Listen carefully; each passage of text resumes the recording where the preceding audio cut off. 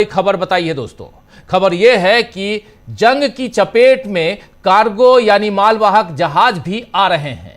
28 फरवरी से अब तक जहाजों पर 16 हमलों की रिपोर्ट सामने आई है। कल और आज ही कम से कम 3 हमले हॉर्मुज स्ट्रेट और ओमान की खाड़ी में हुए हैं।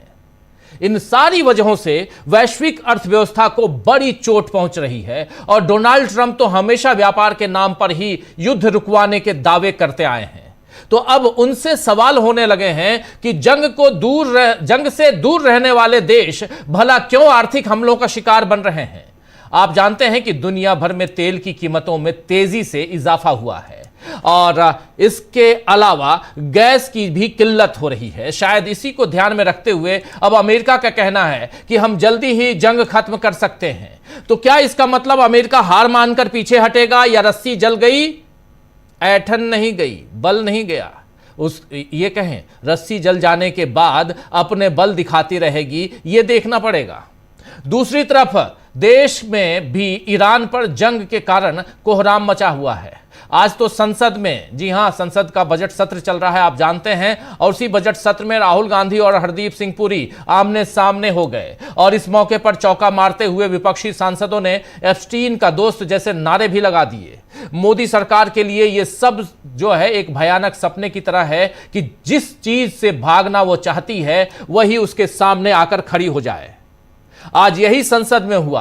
राहुल गांधी ने आज एनर्जी संकट को लेकर किस तरह मोदी सरकार को घेरा है, आइए जरा उसकी एक बानगी सुन लीजिए। चर्चा आगे बढ़ाएंगे। इधर हिंदुस्तान में जो कुछ चल रहा है इस जंग से रिलेटेड, और हिंदुस्तान में भी अब इस जंग की बात ज्यादा होने लगी है। और इन सबके बीच आपको पता ही है कि ईरान के खिलाफ सह प्रस्तावक बनकर भारत ने यूनाइटेड नेशन सिक्योरिटी काउंसिल में वहां अपनी उपस्थिति दर्ज कराई ईरान के खिलाफ बहरीन के साथ। इसके क्या मायने, इस पे चर्चा करेंगे। लेकिन राहुल गांधी इधर संसद में क्या कह रहे हैं, सुनिए।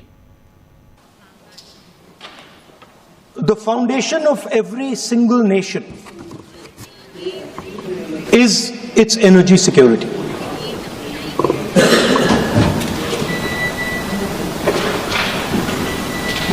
And I do not say this lightly,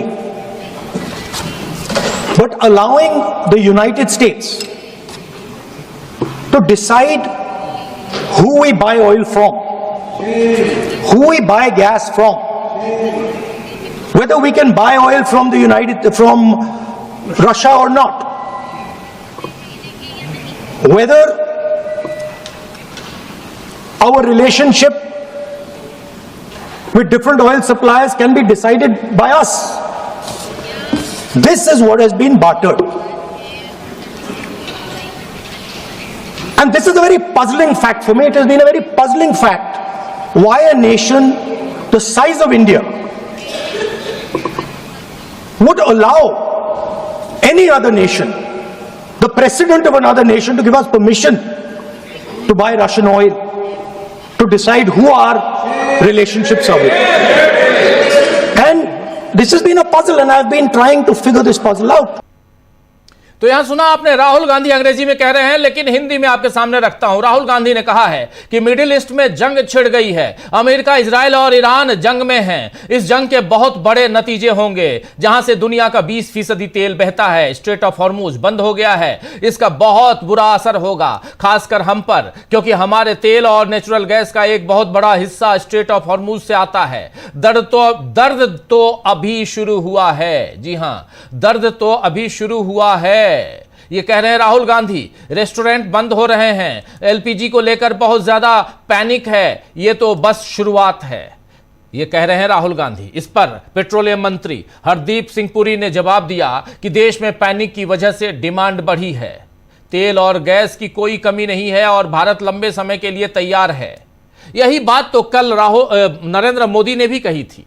लेकिन जिस तरह पूरे देश में लोग खाली सिलेंडरों के साथ सड़कों पर खड़े हैं, वो बता रहा है कि भारत को मोदी इस संकट के लिए तैयार नहीं कर पाए, वरना कोई वजह नहीं थी कि इस समय लोगों को परेशानियों में एक बड़ी परेशानी जो है वो, और उनकी परेशानियों में एक बड़ी परेशानी और जुड़ जाए। अगर आप नहीं समझ सकते तो इन तस्वीरों को देख लीजिए। कई लोग कहते हैं और सरकार के नुमाइंदे कहते हैं कि आप यहां पैनिक क्रिएट कर रहे हैं, जैसे राहुल गांधी को कह रहे हैं हरदीप सिंह पुरी, उसी ढंग से हमें भी कहते हैं कि आप पैनिक क्रिएट कर रहे हैं। देख लीजिए तस्वीरें, एएनआई के रिपोर्टर्स जाके बात कर रहे हैं। ये ऑथेंटिक न्यूज एजेंसी है एएनआई, आप जानते हैं, उसकी ये रिपोर्ट और उसके ये विजुअल्स हम आप तक रख रहे हैं, तो सरकार समझ सकती है कि ये क्या चल रहा है। लंबी लिस्ट है, लंबी फहरिस्त है, यहाँ पे लंबी लाइन है, यहाँ पे फहरिस्त नहीं लाइन है लंबी, आप देख लीजिए सिलेंडरों की लेकर, और मारा पीटी यहाँ सब कुछ चल रहा है। अलग अलग जगहों से वैसी तस्वीरें आ रही हैं, चाहे वो कोलकाता हो, चाहे वो पटना हो, चाहे भुवनेश्वर हो, चाहे वो उधर जम्मू कश्मीर हो, या अगर दक्षिण भारत में जाएं तो आप आंध्र प्रदेश हो, कर्नाटक हो, केरल हो या तमिलनाडु हो, हर जगह, मध्य भारत भी, राजस्थान से लेकर छत्तीसगढ़ तक, हर जगह, मध्य प्रदेश तक, हर जगह यही हाल है। दिल्ली का भी यही हाल है। ये बात कल भी मैं कह रहा था कि चाहे अयोध्या मंदिर की रसोई हो, चाहे रसोई जो है वो काशी विश्वनाथ की हो, ये दिल्ली की तस्वीर देख लीजिए, ज्यादा दूर जाने की जरूरत नहीं है, दिल्ली की तस्वीर है ये। क्या ऐसी तस्वीरें आपने पिछले 10 साल में कभी देखी थी? नहीं, लेकिन आज देख लीजिए तस्वीर। वैसे हरदीप सिंह पुरी ने यह भी कहा है कि भारत की कच्चे तेल की आपूर्ति की स्थिति सुरक्षित है और तेल की जो मात्रा संरक्षित की गई है वो उससे भी ज्यादा है जो हॉर्मूज से मिलती थी। संकट से पहले भारत का लगभग 45% कच्चे तेल का आयात हॉर्मूज स्ट्रेट के रास्ते होता था। भारत ने उतना कच्चा तेल संरक्षित कर लिया है जो हॉर्मूज स्ट्रेट के बंद रहने के समय में मिलने वाले तेल से भी अधिक है। एलपीजी के उत्पादन में 28% की बढ़ोतरी की गई है। उन्होंने यह भी कहा कि आगे की खरीद भी जारी रहेगी। पुरी ने आगे यह भी कहा है कि मोदी सरकार की सबसे बड़ी प्राथमिकता यह है कि भारत के 33 करोड़ परिवारों, खासकर गरीब और वंचित लोगों की रसोई में किसी तरह की कमी न हो। घरेलू आपूर्ति पूरी तरह सुरक्षित है और डिलीवरी पहले के जैसी ही की जा रही है।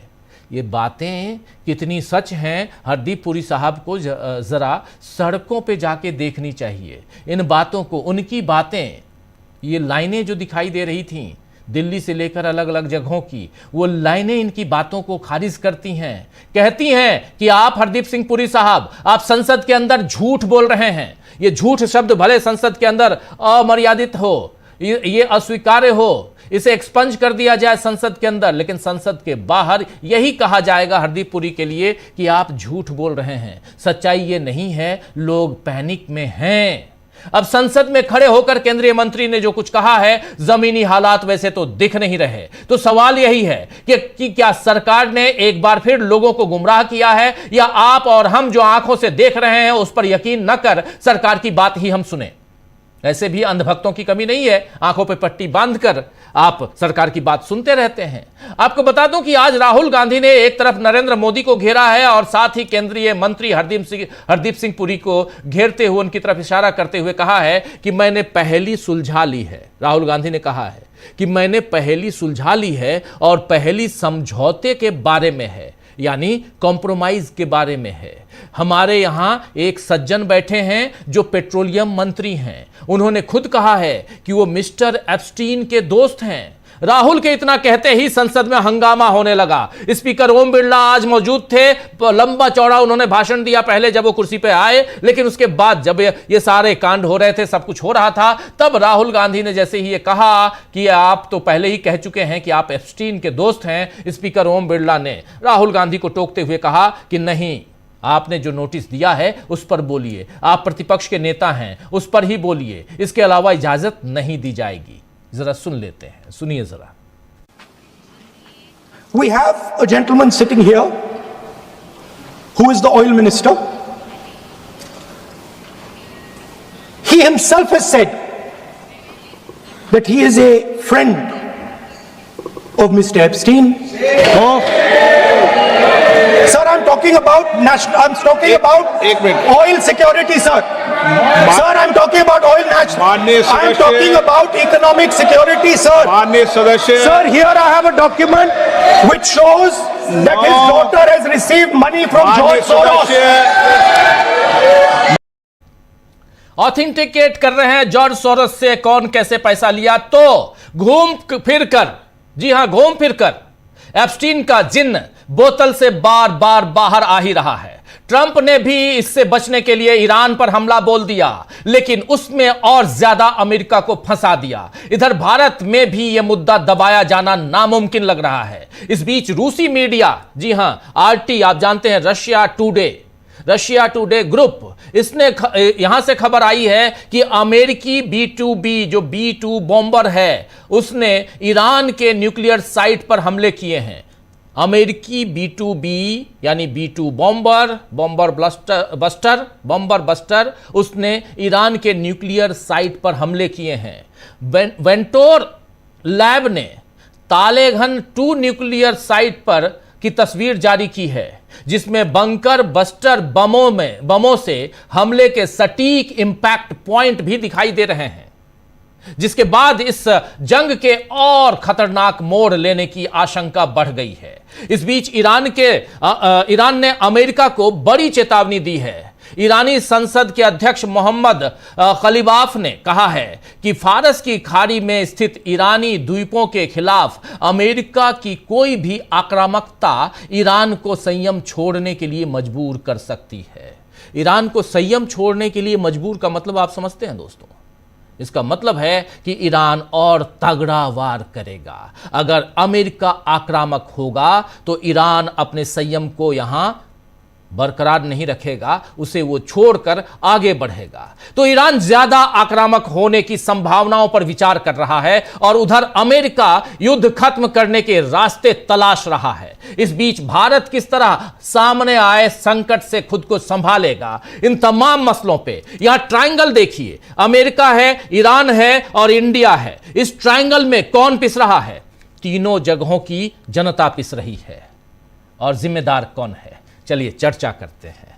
चर्चा में हमारे साथ कुछ वरिष्ठ साथी जुड़े हुए हैं, पहले उनसे आपका परिचय करवाता हूं। हमारे साथ इस वक्त 5 वरिष्ठ साथी जुड़े हुए हैं। अमलेंदु उपाध्याय जी हैं, प्रशांत टंडन जी हैं, शकील अख्तर जी हैं, प्रफुल्ल कोलखियान जी हैं और उधर ईरान से सीधे हमारे साथी नजर अब्बास रिजवी साहब हैं। रिजवी साहब, आपका स्वागत है, इस्तकबाल है इस कार्यक्रम में, और स्वागत इस्तकबाल आप तमाम हमारे चारों साथियों इधर हिंदुस्तान से, और आप तमाम साथी दर्शक साथी हमारे इस कार्यक्रम को जो देख रहे हैं, आप सबका भी स्वागत करता हूं, इस्तकबाल करता हूं। बहुत बड़ा दिन आज का, ईरान और अमेरिका और इजराइल इसको जो हम लोग देख रहे हैं, झेल रहे हैं, और इन सब के बीच इधर हिंदुस्तान में भी बहुत कुछ चल रहा है, बड़ा खेल चल रहा है। उस खेल को भी उजागर करने की कोशिश करेंगे, और संसद में जो चल रहा है हमारे साथी शकील अख्तर जी रोजाना लेकर आते हैं। लेकिन पहले चलते हैं उधर सीधे ईरान। रिजवी साहब हमारे साथ जुड़े हुए हैं, ईरान का सूरत हाल समझते हैं उनके जरिए। और आप सब जानते हैं लाइव कमेंट्री, अकेला चैनल, डिजिटल मोड हिंदुस्तान में डीबी लाइव है, जो लगातार आपको रिजवी साहब के जरिए, रिजवी साहब के और भी कलीग्स के जरिए ईरान का और इस जंग का सूरत हाल आप तक पहुंचा रहा है। इसलिए बहुत बहुत शुक्रिया अदा करता हूं पूरी ईरान की टीम का, और शुक्रिया रिजवी साहब आपका स्पेशली, और जमीर साहब और अब्दी साहब, तमाम हमारे साथी जो जुड़ते हैं अलग अलग दिनों में, आप सबका शुक्रिया अदा करता हूं। और सीधे आपके पास आना चाहता हूं। आज 13वां दिन है, आज 13th day of this war, और अभी लास्ट में ये बयान बहुत मायने रखता है कि जो संयम है, जो अभी तक हम लोगों ने अभी तक शांति बरकरार रखने की जो कोशिश की है, जो हमले किए हैं, जो वो हमले उस कदर नहीं किए जिस कदर होने चाहिए थे। और अगर अमेरिका इसमें हमारे उस संयम को तोड़ेगा तो फिर अंजाम भुगतने के लिए तैयार रहे। इसके क्या मायने हैं, जरा रिजवी साहब बताइए। बहुत बहुत शुक्रिया कि आपने जो है मौका दिया, एक प्लेटफॉर्म दिया कि जहां से ईरान के जो ईरान का व्यू पॉइंट है वो यहाँ से बयान किया जा सके दर्शकों के लिए, और जो वरिष्ठ साथी जुड़े हैं उनका भी मैं शुक्रिया कहता हूँ। साथ साथ तमाम आपके व्यूअर्स को, तमाम दर्शकों को आदाब करता हूँ। देखिए, ये जो पहले भी बात तय हो चुकी है, ये बात बिल्कुल वाज़ेह हो चुकी है कि अमेरिका इस जंग में, इस युद्ध में जो है बुरी तरीके से उलझ चुका है। तो और वो अब ये चाहता है कि किसी तरीके से हम एक बहाना बना के, किसी तरीके से कोई बात करके हम जो है इस जंग से बाहर निकल जाए। और कुछ इंटेलेक्चुअल्स का जो हैं, तहलील करते हैं, उनका ये भी कहना है कि अमेरिका और खासतौर से ट्रम्प का जो नेचर है, अब उसको बलि के बकरे चाहिए, इस जंग को खत्म करने के लिए, क्योंकि ट्रंप का जो मिजाज है वो एक व्यापारी है, और व्यापारी जो होता है वो आसानी से हार नहीं मानना चाहता, और हार हो भी जाए तो उसको स्वीकार नहीं करता। तो कभी वो अपने दामाद को डांटता है, कभी वो विटकॉफ को डांटता है, कभी वो जो है पीटर को डांटता है, कभी वो नेतन्याहू को जवाब लगाता है। तो अभी जो है ना उनका जो मानसिक संतुलन जिसपे हम लोग बात करते आए हैं, जो मानसिक संतुलन नहीं सही है, वो और ज्यादा उनका संतुलन अभी खराब होगा, और इस तरह के बयानात देंगे कि हम ये करने वाले हैं, हम वो करने वाले हैं। आपसे पहले भी बात होती रही है कि आज रात जो है वो कयामत की रात है, हम जो है 20 गुना बड़ा हमला करने वाले हैं, हमने नेवी खत्म कर दी, हमने एयरफोर्स खत्म कर दी, अब हमारा कोई टारगेट ही नहीं है। तो एक बहुत अच्छी बात कही हमारे एक दोस्त ने, तो अभी जो जितने हमले हो रहे हैं ईरान में, वो सारे जिन्नात कर रहे हैं, वो सारे प्रेत आके कर रहे हैं हमले, मिसाइल लगातार बरसाई जा रही हैं, 41 वेव्स चल चुकी हैं मिसाइल्स की। स्टेट ऑफ हुर्मुज में जो हाल है, एक भी जो जहाज है वो गुजर नहीं पा रहा है, तो ये भी जिन्नात आके कर रहे हैं। तो कोई टारगेट नहीं बचा है, लेकिन उसके बाद भी कोशिश करते हैं कि कहें कि अब हम बहुत बड़ा हमला करें। तो ये जो आपस में जो ना कॉन्ट्राडिक्शन है ट्रंप की बातों में, एक तरफ कह रहे हैं कि जंग खत्म हो गई है, बस निकलने ही वाले हैं, एक तरफ कह रहे हैं कि हम हमला बढ़ाने वाले हैं। तो इस तरह की जो ये बयानात इनके आते हैं, इस बयानात से निपटने के लिए जो खलीबाफ साहब ने बयान दिया है कि अगर आपने कोई भी ऐसी सेंसेशनल काम किया कि जैसे आपने गलत मिस कैलकुलेशन करके आपने जो है पहली जंग शुरुआत करी और आयतुल्लाह खामनेई को शहीद किया, आपका मिस कैलकुलेशन था, आपको गलत इंफॉर्मेशन दी गई थी, आप नहीं सही तरीके से समझ पाए और इसमें आगे उलझ गए हैं। तो अगर इस तरह की कोई गैर मानवीय हरकत करी, जैसे कि आपने जंग की शुरुआत में बच्चों को स्कूल पे अटैक किया, या जो इनके जहाज हैं जो अनआर्म्ड था, मिलिट्री क्षेत्र से दूर था, उस पर हमला किया, इस तरह की कोई भी गैर इंसानी हरकत करी, तो वाकई ईरान का जो हमले का मैंने देखा था 3 या 4 दिन पहले बयान आया था IRGC का कि हम 20% जो है अपने हमले की शिद्दत को बढ़ा रहे हैं। तो मुझे ताज्जुब भी हुआ कि वाकई कितना संयम है। एक तरफ कि आपके हॉस्पिटल पे अटैक हो रहा है, आपके सिविलियन टारगेट्स पे अटैक हो रहा है, आपके बच्चों को मारा जा रहा है, आपके स्कूल पे अटैक हो रहा है, लेकिन पूरी संयम के साथ IRGC प्लान तरीके से, क्योंकि यहाँ पे जो है मिस कैलकुलेशन नहीं है, यहाँ पे जज्बात में आके हमले नहीं हो रहे हैं, यहाँ पे एक जंग है, जंग की तैयारी है, पूरा इनका महाज तैयार है, इन्होंने बहुत प्लान तरीके से इस जंग की तैयारी की है। तो वो जो बात आई है कि शिद्दत बढ़ जाएगी और संयम खो देंगे, तो अभी जो मैंने बताया कि 20% का उन्होंने कहा था हमने इजाफा किया है, तो 100% का भी इजाफा हो सकता है, 200% का भी इजाफा जो है वो शिद्दत में हो सकता है। ये एक तरह से चेतावनी है ईरान की, अमेरिका के लिए, इजराइल के लिए, कि जितना ज्यादा अभी आप इस जंग में उलझे हैं, और आपको बयान आप देखते रहते हैं, रिपोर्ट्स आती रहती है वेस्टर्न मीडिया में, इतने बिलियन डॉलर का नुकसान हो गया, इतने बिलियन डॉलर का नुकसान हो गया। तो मुझे तो ऐसा लगता है कि रुपए पैसे का नुकसान जंग में बड़ा नहीं होता है, खासतौर से अमेरिका जैसे बदमाश का, कि जिनके पास पैसे के बड़े बड़े सोर्सेज हैं, ज्यादा है वो उनकी साख्त का होता है, उनकी हेजिमनी होती है, जो उनका एक टेरर है पूरी दुनिया में। आज से 10 साल 20 साल 50 साल देखें तो कोई अमेरिका के खिलाफ आवाज नहीं उठाता था, लेकिन आज आप देखें स्पेन मुखालफत कर रहा है और आयरलैंड मुखालफत कर रहा है, यूरोप के दूसरे ममालिक के अंदर मुखालफत शुरू हो गई अमेरिका के। हत्ता वो यूक्रेन की जिनको आपने साल पैसे दिए, मिसाइल दिए, वो यूक्रेन का डिफेंस मिनिस्ट्री का ऑफिशियल ट्विटर अकाउंट पे आके अमेरिका का मजाक बनाता है। तो अब वो जो एक आपकी पावर थी, आप जो वर्ल्ड पावर थे, आपकी हर जगह आवाज चलती थी, वो सब खत्म हो चुका है। तो ये हकीकत इनको समझनी चाहिए और अपने इस ख्वाबों की दुनिया से बाहर आना चाहिए कि हम जो कहेंगे वही चलेगा। तो इस वजह से ईरान ने ये बयान दिया है साफ करने के लिए कि अगर कोई भी इन्होंने शरारत करी कि जिसकी वजह से ईरान को कोई ऐसा नुकसान होता है कि जहां पे सिविलियन स्ट्रक्चर पे या बुरा हमला किया जाता है, तो ईरान बहुत शिद्दत से पूरी ताकत के साथ उसका जवाब देगा। जी, इसमें ये बताइए रिजवी साहब की जो CIA की रिपोर्ट, FBI की रिपोर्ट वहां जो आ रही हैं अमेरिका में जो दी जा रही हैं, उसमें लगातार ये बताया जा रहा है कि ईरान जो है वो बहुत मजबूती के साथ अभी भी परमाणु हमला करने तक की तैयारियां कर रहा है। ये वहां अमेरिका में बताई जा रही हैं। एक तरफ उनकी जो जांच एजेंसियां हैं, उनकी जो इस ढंग की इंटेलिजेंस जो एजेंसियां हैं, ये लोग जो बातें कर रहे हैं वो डोनाल्ड ट्रंप को डराने वाली बातें कर रहे हैं। दूसरी तरफ डोनाल्ड ट्रंप कह रहे हैं हम तो इस युद्ध को, इस जंग को जीत चुके हैं, जब भी चाहूं तब घोषणा कर दूं कि जंग समाप्त हो गई।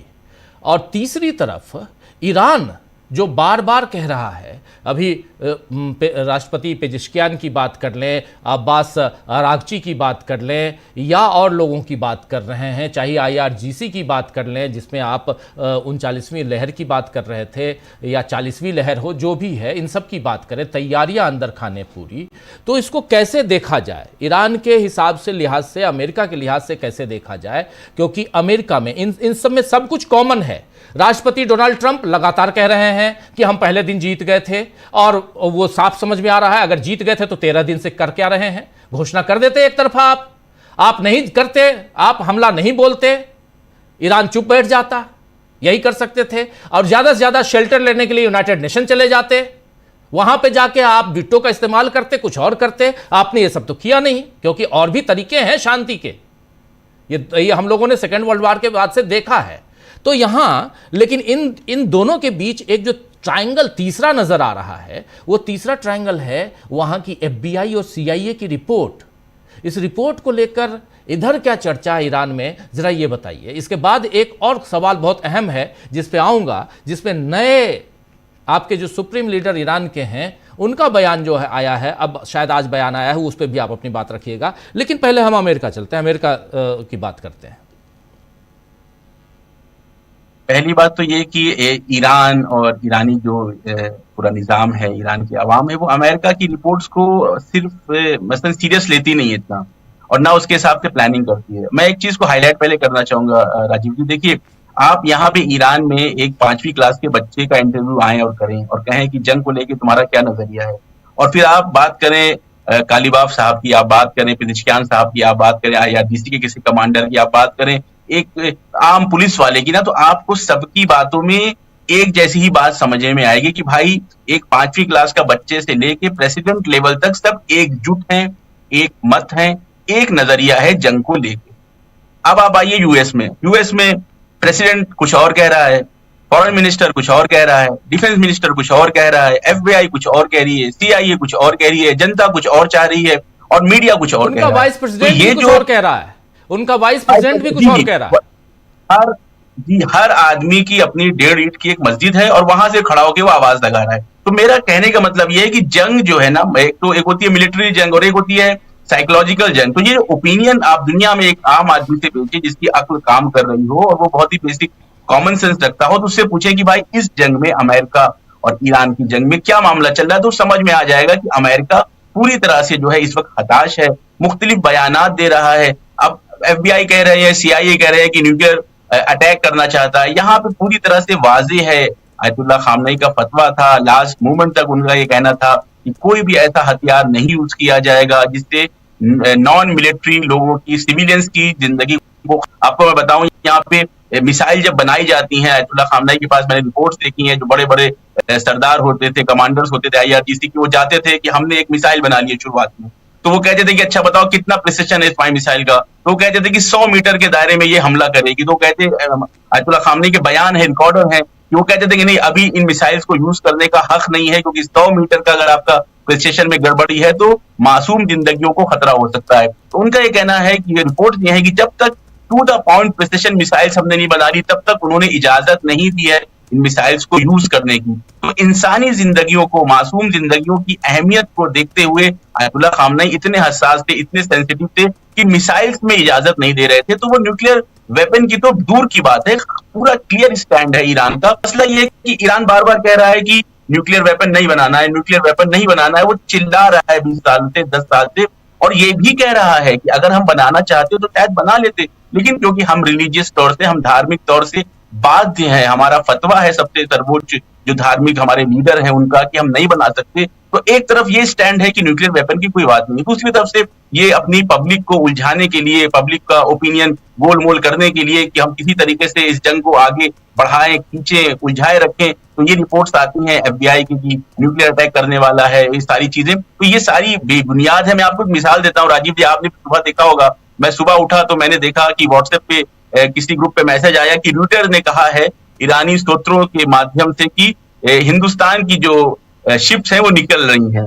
फिर 2 घंटे बाद आया कि उसी रॉयटर्स ने कहा है ईरानी सोर्सेस के माध्यम से कि नहीं, शिप्स नहीं निकल रही हैं। अब आप बताएं, रॉयटर्स जैसी एजेंसी का ये हाल है कि वो 2-2 घंटे 3-3 घंटे में अपना बयान बदल रही है, तो मीडिया और CIA और FBI का कोई भरोसा नहीं किया जा सकता। ये लोग बिल्कुल ऐसे हैं कि झूठ के सहारे दुनिया को बेवकूफ बनाने की कोशिश करते हैं। तो इस तरह की कोई भी बात नहीं है, और अगर ऐसी कोई बात होती तो मैंने बार बार ये बात आपके माध्यम से भी दर्शकों तक पहुंचाई है कि देखिए, ईरान ने जो भी किया है सीना ठोक के किया है। उन्होंने कभी भी छुप के नहीं ये काम किया। उन्होंने कहा कि हमने कतर पे अटैक किया, हमने दुबई पे अटैक किया, हमने कुवैत पे, बहरीन पे अटैक किया। वो हर बाकायदा डिटेलिंग बयान करते हैं। स्पोक पर्सन उनका टीवी पे आता है, वो बताता है कि हमने 12वीं वेव करी, 25वीं वेव करी, 35वीं वेव करी, 3 वेव करी। कोई भी ढकी छुपी बात यहाँ नहीं है, ऐसा नहीं है, वो बताते हैं। आप देखिए ना, अगर फर्ज करें कि अमेरिकन प्रेसिडेंट, जब नेतन्याहू अभी गायब है 5 दिन से, क्या उनका हुआ क्या नहीं हुआ किसी को कोई खबर नहीं है।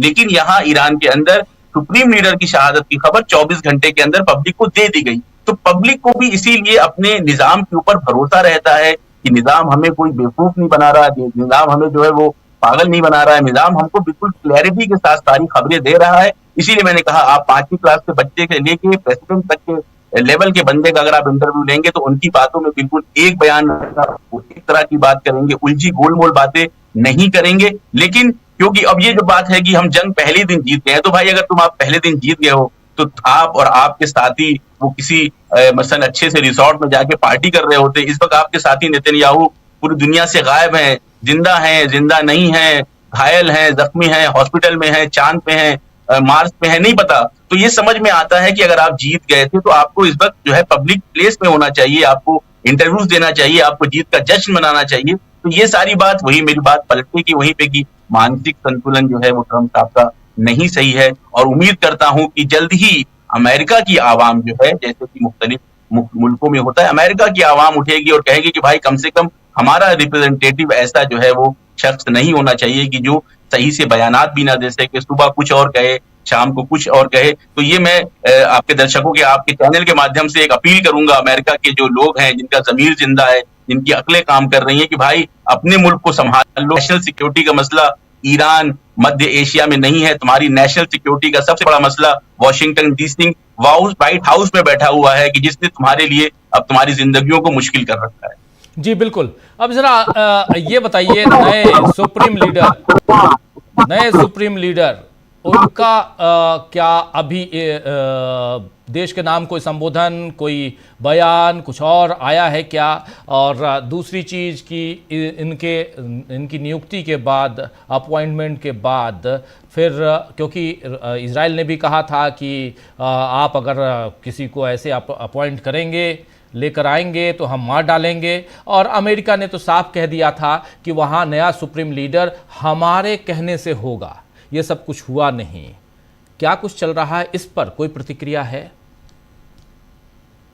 अभी मैं जस्ट अभी आपके साथ जब मैं जुड़ा हूं ना, उसी वक्त तकरीबन यहाँ का जो 5, आप वहां का 7, यहाँ का 5 बजता है, तो 5 बजे तकरीबन जो है मैसेज आया। मैं पूरा बयान नहीं पढ़ पाया जी, जो 1-2 पॉइंट मैंने जल्दी बयान पढ़े हैं उस पर आऊंगा। लेकिन पहले ये कि अमेरिका ने कहा कि ये बात पहले आई, मैं फिर से जिक्र कर दूं जिन्होंने पहले नहीं सुनी थी, कि जो डिप्टी वाइस फॉरेन मिनिस्टर थे ईरान के, वो जब इंडिया गए तो उन्होंने बहुत अच्छा बयान दिया कि अमेरिका ट्रम्प के चाहने से तो न्यूयॉर्क का मेयर भी नहीं बनता। इतनी पूरी ताकत लगा ली, पूरी कोशिश कर ली, पूरे पैसे की ताकत, पूरे पॉलिटिकल पावर लगा ली कि मामदानी जो है वो न्यूयॉर्क के मेयर ना बने। तो जब आपका मेयर के ऊपर बस नहीं है तो ईरान के सुप्रीम लीडर में आपका क्या बस चलेगा? तो ये बात थी कि उसमें कोई वो नहीं। और ये वेनेजुएला नहीं है कि आपने वेनेजुएला से अगवा कर लिया वहां के प्रेसिडेंट को, और वहां के जो बाद में लीडरान आए हैं उनके साथ आपने साठगांठ करके उस पर कब्जा कर लिया है और उसका वहां का लूट रहे हैं वहां का तेल। तो उस पे एक ये तो पूरा है कि वेनेजुएला नहीं है ईरान, और ईरान के सुप्रीम लीडर जो सेलेक्ट हुए उसका पूरा एक कॉन्स्टिट्यूशनल प्रोसेस है। ईरान का आईन है, ये संविधान है जिसके तहत ये मुल्क चलता है, उसके तहत उनको सेलेक्ट किया गया है। किसी भी बाहरी दबाव और प्रेशर में उनका सिलेक्शन नहीं हुआ है, और इसीलिए पूरे जोश के साथ पूरी आवाम ने, मैं यहाँ ईरान के अंदर हूँ, एक भी कोई भी इस तरह की मुखालफत की आवाज कहीं से नहीं आ रही है। कि नॉर्मली आपने देखा होगा कि शिकायतें रहती हैं रहबर मौजम से, या इनकलाब के खिलाफ या निजाम के खिलाफ आवाजें उठती रहती हैं, लेकिन इस वक्त इनके सिलेक्शन के बाद किसी भी तरह की कोई मुखालफत कहीं भी से भी नहीं उठ रही है, जो बताता है कि युद्ध की वजह से खुद ईरान में जो डिफरेंट ओपिनियन के लोग थे, डिफरेंट के जो गिरोह थे, जो पार्टीज थी कह ले, या फैक्शंस थे, उन सब में इतना इत्तेहाद हो चुका है, जान रहे हैं कि अगर हम इस वक्त अपने घर के इख्तिलाफात के बारे में बात करेंगे तो बाहर का दुश्मन हम पे हमलावर हो जाएगा। तो पूरी तरीके से आयतुल्लाह मुज्तबा खामनई को लोगों ने कबूल किया है रहबर के तौर पे। जो 2 पॉइंट मैंने देखे हैं, वो एक जो पॉइंट शुरू में उन्होंने कहा है वो ये कि ये बहुत बड़ी जिम्मेदारी है, बहुत बड़ा एक बोझ है, बहुत बड़ा एक दायित्व है जो मेरे ऊपर आया है, और मुझे भी इसकी खबर नहीं थी। जैसे पब्लिक को जब खबर हुई कि मजलिस खबरगान ने मुझे सेलेक्ट किया, उस वक्त मुझे मालूम चला। साथ ही साथ उन्होंने हाईलाइट किया है कि 2 बड़े सुप्रीम लीडर जो गुजरे हैं, इमाम खुमैनी की जो खुद इस क्रांति के लीडर हैं, इस क्रांति को लेके आए थे, पूरा उन्होंने निजाम को कायम किया था, उनका, और कह रहे हैं कि 30-35 साल से जो आयतुल्लाह खामनई जो शहीद हुए हैं, इन 2 बड़े लीडर्स के दायित्व को निभाना मेरे लिए बहुत सख्त काम है, और मैं ये बिना खुदा की मदद से और आवाम के ताउन से, आवाम की मदद के बिना नहीं कर सकता हूँ। एक पॉइंट उन्होंने ये हाईलाइट किया है, और दूसरा उन्होंने खास तौर से जो हाईलाइट किया है, आप जानते हैं कि कल जो है वो रमजान का आखिरी फ्राइडे है, और रमजान का आखिरी फ्राइडे इमाम खुमैनी ने जो है इनकलाब की क्रांति की सक्सेस के बाद कहा था कि ये यौमुल कुद्स है, यानी कुद्स की आजादी के लिए मन गया, ये इंटरनेशनल कुद्स डे है कल।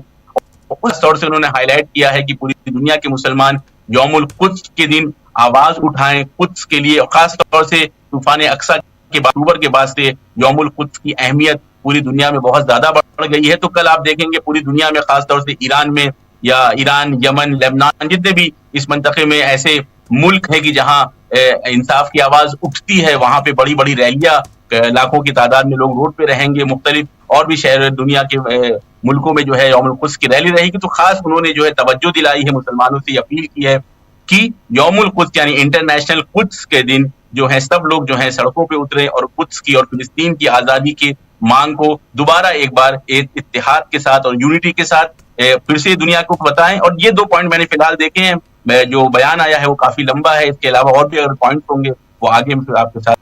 जी, थोड़ा सा छोटा सा बयान हम भी रखना चाहते हैं। आपने बिल्कुल ठीक कहा है, और मैं भी बस जल्दी जो आपसे बात हो रही है तो थोड़ा बहुत देख पाया मैं।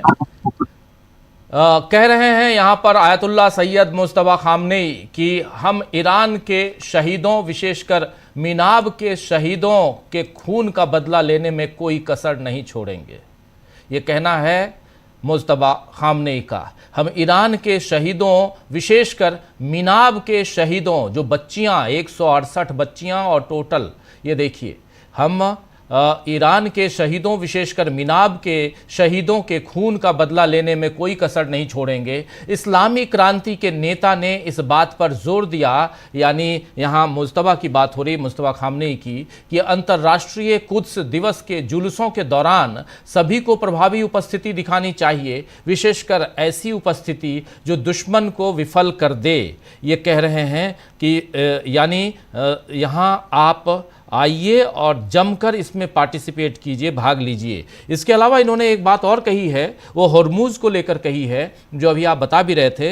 हॉर्मुज स्ट्रेट बंद रहना चाहिए, इनका कहना है, हॉर्मुज स्ट्रेट बंद रहना चाहिए। ये कहना है ईरान के सर्वोच्च नेता आयतुल्लाह मुज्तबा खामनई का। और भी बहुत कुछ है जैसा आप भी बता रहे हैं, वो लंबा चौड़ा है उनका संदेश, लेकिन पहला संदेश है, और ये इनके संदेश को जो 2-3 लाइनें आपके सामने रखा हूँ रिजवी साहब, ज़रा इसको ईरान के लोग किस ढंग से लेंगे, इसकी थोड़ी सी आप व्याख्या कर दीजिए। फिर आते हैं, जल्दी से इधर आते हैं हम हिंदुस्तान, आपको थोड़ा रोक के रखूँगा, और हिंदुस्तान में क्या चल रहा है इस पे भी बात करेंगे। शकील जी सीधे संसद से भागे भागे आ रहे हैं, तो इनके पास भी पहुंचेंगे हम। इस बीच 1-2 लाइन और भी आई है। हम इस क्षेत्र के देशों को अमेरिकी सैन्य अड्डों को बंद करने की सलाह देते हैं। देखिए जो आ रहा है सामने रख रहा हूं, ये मुज्तबा खामनई का कहना है। इस एरिया के देशों को, मित्र राष्ट्रों को अमेरिकी सैन्य अड्डों को बंद करने की सलाह हम देते हैं, ये कह रहे हैं। और साथ साथ यहां पे खाड़ी देशों में हमले नहीं रुकेंगे, ये भी कहा है।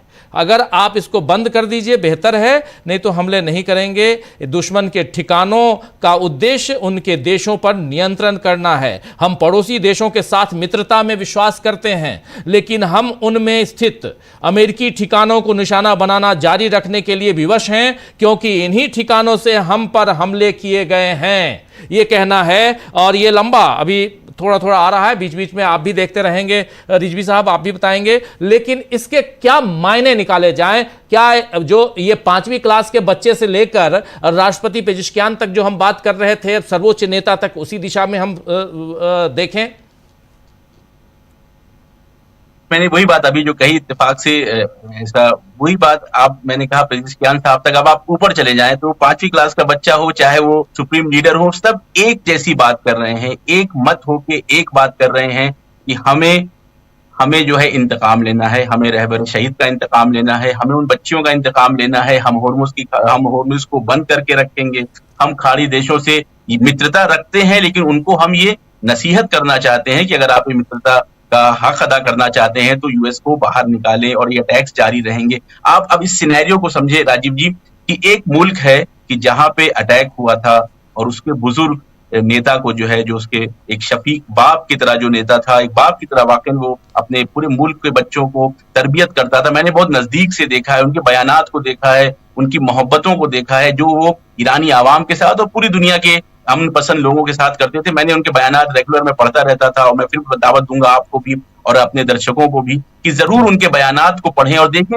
एक बाप की तरह वो अपनी मुल्क की जो है वो तरबियत कर रहे थे, स्टेप बाय स्टेप आगे लेके जा रहे थे। अब ऐसे बाप को छीन लिया गया था, एक क्रूर जालिम हमलावर ने जो है उनके बाप को छीन लिया। तो वो जो गुस्सा था, वो जो जोश और बलबला था ईरानी आवाम के अंदर, वो बहुत ज्यादा था, मैंने आपसे कहा। और वो जब ऐलान हुआ है कि मुश्तबा खामनई साहब जो है वो रहबर बना दिए गए हैं, वो सुप्रीम लीडर बना दिए गए हैं, तो वो जोश और बढ़ गया था। अब इस सिनेरियो को देखते हुए आप ईरानी आवाम के जोश का अंदाजा लगा सकते हैं कि उस रहबर का अब पहला बयान आया है और वो क्या कह रहा है? वो कह रहा है कि हम मीनाब की शहीद बच्चियों का इंतकाम लेंगे। तो अब आप सोच सकते हैं में जो रैलियां निकलेंगी उनके अंदर क्या हाल होगी, क्या जोश और बलबला होगा। और कल जो यौमुल कुद्स की रैलियां यहाँ निकलेंगी और दुनिया भर में निकलेंगी, उसके अंदर क्या जोश और बलबला रहेगा। तो अब इस बात को कालीबाफ साहब के बयान से भी देखिए आप मिलाएं, कि कह रहे थे कि हम संयम खो देंगे। तो संयम खोने की बात जो कह रहे हैं, यानी हमारे जोश में कोई कमी नहीं है। अब तो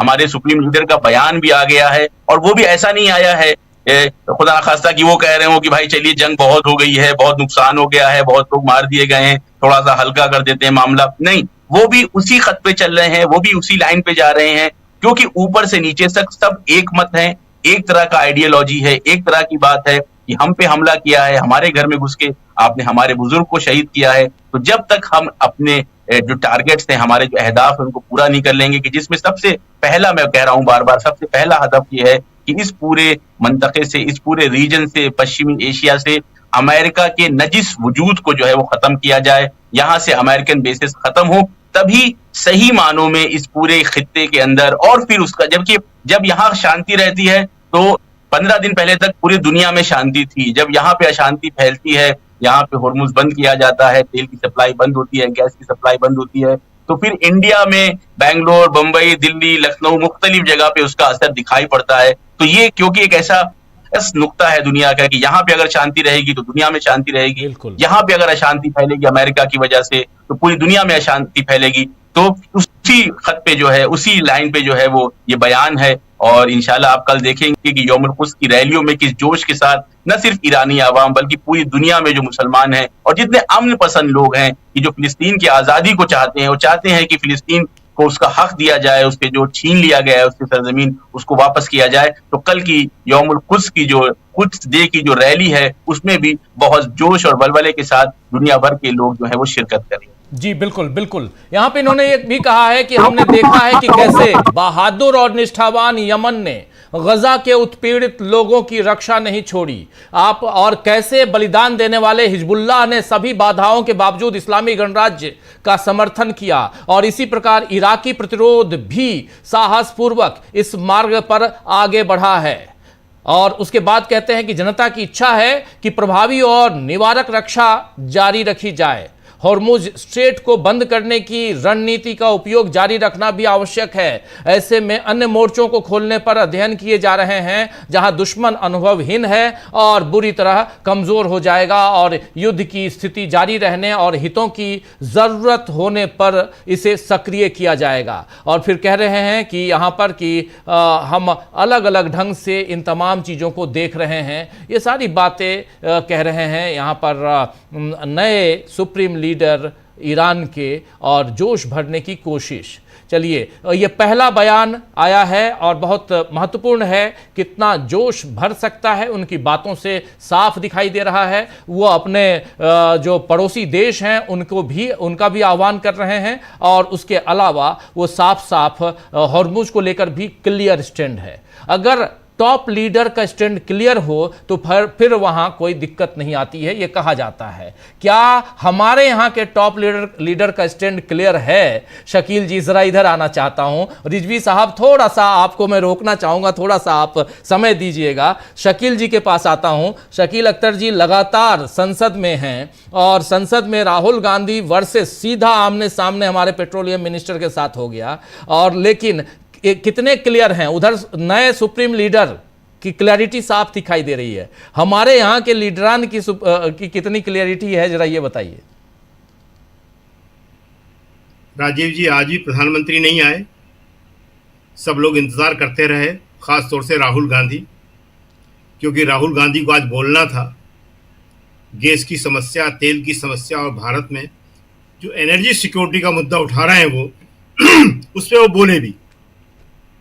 लेकिन प्रधानमंत्री की तरफ वो बेंच की तरफ वो देखते रहे और प्रधानमंत्री वहां पे नहीं थे। दरअसल एक बहुत बड़ी समस्या है।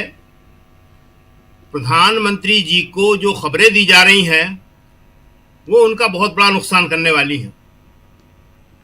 जैसा कि उन्हें बताया जा रहा है कि देश में गैस की कोई समस्या नहीं है, तेल की कोई समस्या नहीं है, सब कुछ ठीक है।